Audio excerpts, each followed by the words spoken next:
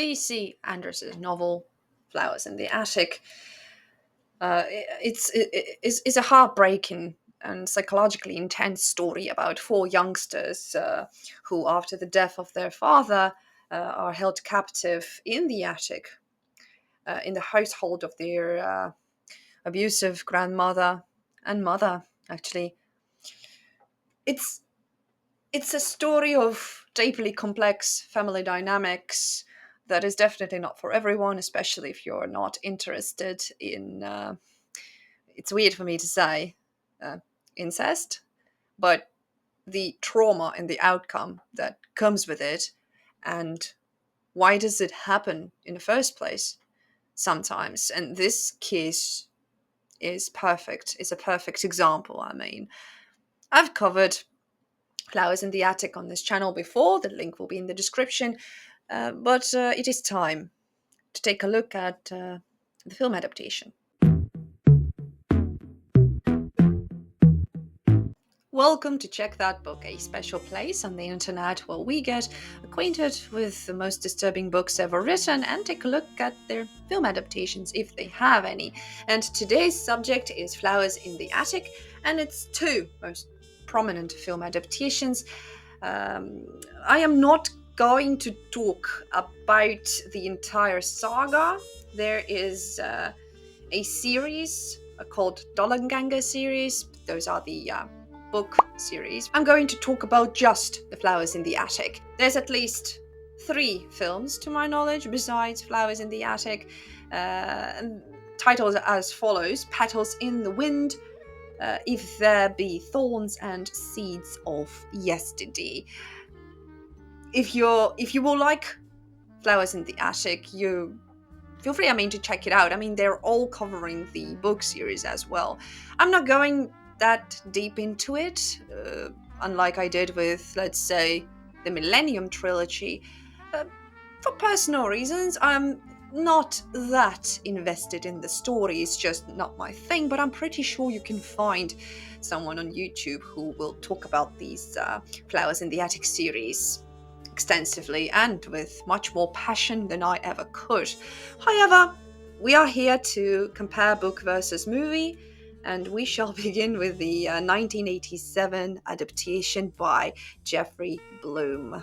The incestuous relationship, of course, is one of the main subjects actually in the book, but in the 1987 film, this relationship is completely omitted actually.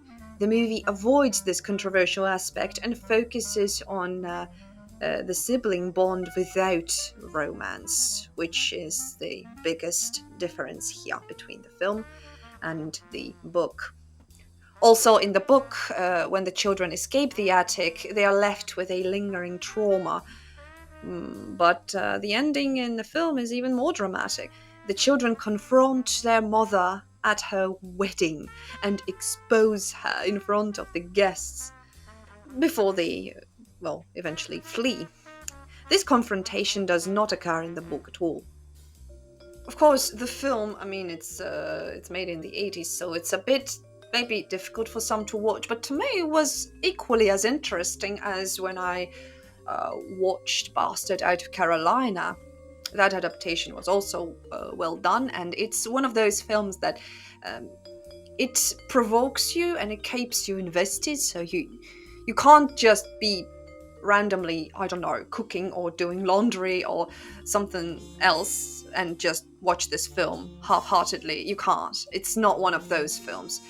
It's kind of forcing you to sit through completely invested, and I appreciate that in a film. Albeit I was expecting more, book to movie, more closer adaptation, closer one when it comes to this incestuous relationship, because that is the main conflict actually in the book, as much as I've understood it, of course. There is this grandma, well, that has a big role in the book. She is cruel and domineering, and she torments the children physically and emotionally, which was very difficult to read. But in the 1987 film, the grandma's role is less prominent. The film is more melodramatic, unlike the dark gothic tone of the novel.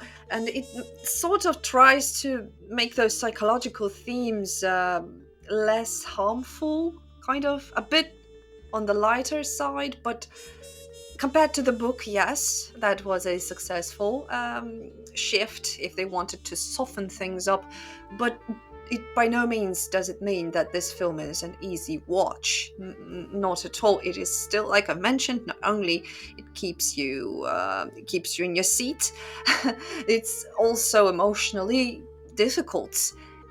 It's more sad than disturbing. The film shifts its focus away from the emotional moments, such as the death of one of their children.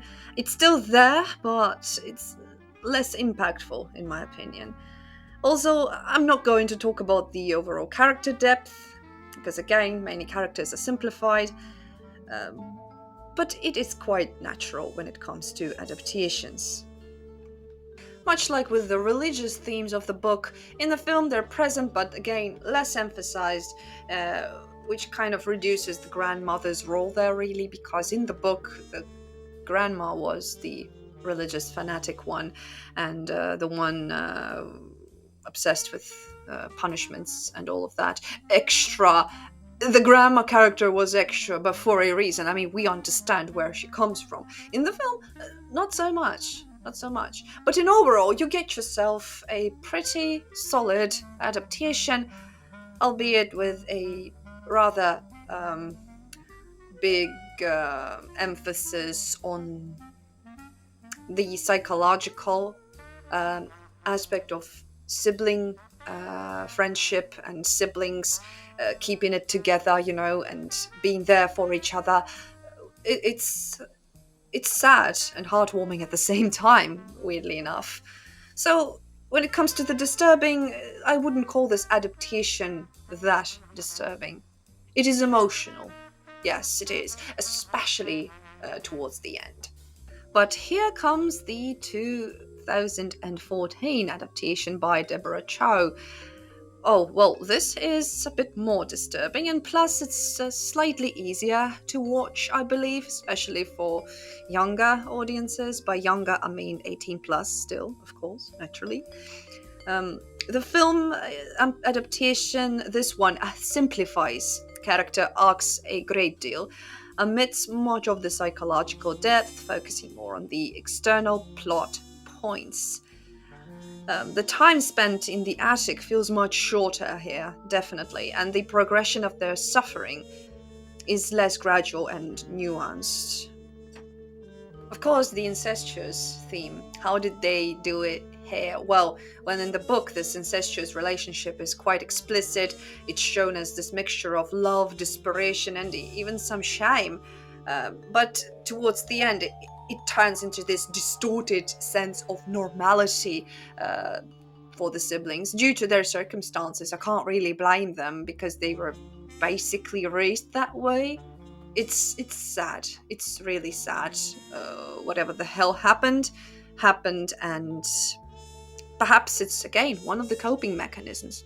This film, yes, it portrays their incestuous bond, but it's a lot less graphic. Again, I think it makes it's done in order to make it more palatable for the broader audience, so that this film is, I think it's 16 plus. No, I don't really remember. Uh, when I first watched it, I was expecting more. I was expecting to be more disturbed, much like I was with the book. This film, I expected more. That is my personal feeling regarding the film adaptation. Um, but it's still good, and it was still slightly better than the previous one we talked about. Again, because of some performances. Some performances were a lot more consistent with their original characters from the book, showing off the emotional trauma, even because some characters were traumatized before they began traumatizing other characters, if you get my drift. It's difficult to explain if you haven't read the book. Of course, then there's this mother character, right? Who's, in my opinion, the most complex one in the book. But the film again simplifies her, but not to a level mm, that would take away from the character, if you know what I mean. It doesn't really bother me when I watch the movie because I know her character. I read into her and I did feel sorry for her, even though she is this cold hearted and even abusive towards her own children. But I understood where it came from and I felt pity for her. It's in overall my emotion regarding this character and this whole story in general. It's sadness. I'm just sad it all happened to you guys, to all of you, even to the religious fanatic of a grandma. Some of the children's interactions, such as with the servants of the household, are omitted in the film. Again, we have a certain runtime we have to, stick with, so it's understandable. Like I said, the novel is dark and rather gothic. This adaptation sticks with the dark tone.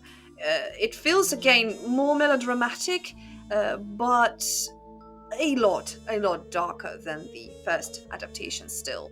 Overall, this film adaptation simplifies many of the novel's themes and events, focusing on the core plot rather than the intricate psychological and emotional layers that made the book so impactful. And those were Flowers in the Attic adaptations. Again, if you're interested in these particular series, then you can do your own research. They're out there. Uh, I would recommend starting with the book in order to understand and be prepared better for the films. And don't expect too much of the disturbing, whatever it means to you. But they are a lot lighter than the book itself, and that's okay.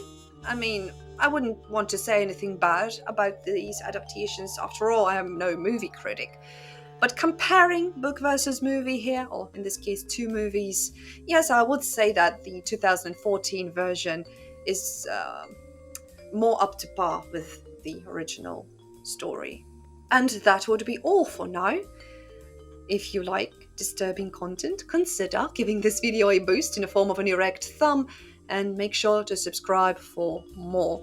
Take care of yourselves and your loved ones, and I shall see you as soon as possible. Goodbye.